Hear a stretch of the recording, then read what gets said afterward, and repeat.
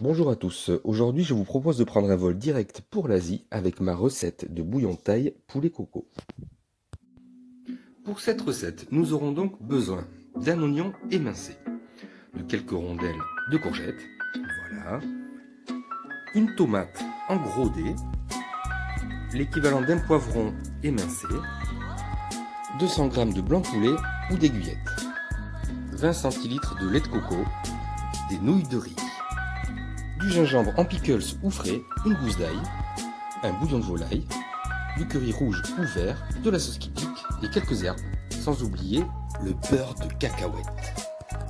On commence par mettre 1 litre d'eau à chauffer pour faire notre bouillon, qui servira également à cuire les nouilles. On y rajoute un carré de bouillon de légumes ou bouillon de volaille, au choix.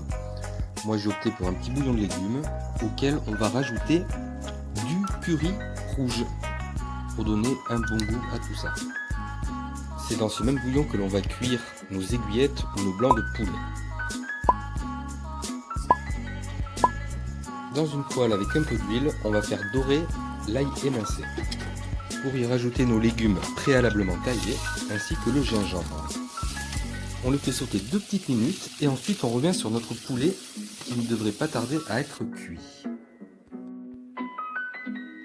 Effectivement, on peut voir qu'il est cuit et moelleux, on peut le mettre de côté.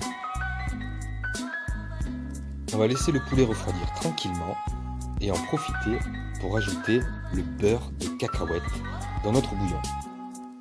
Une belle cuillère ou deux. Maintenant qu'il a refroidi, nous allons émietter notre poulet. Ensuite, on va pouvoir lancer nos pâtes en cuisson et on regarde le temps de cuisson sur le paquet. On touille. Et regardez, nos légumes chantent, on va pouvoir y rajouter le poulet pour tout faire revenir ensemble. Et ensuite, on va gentiment déglacer cette préparation avec le lait de coco.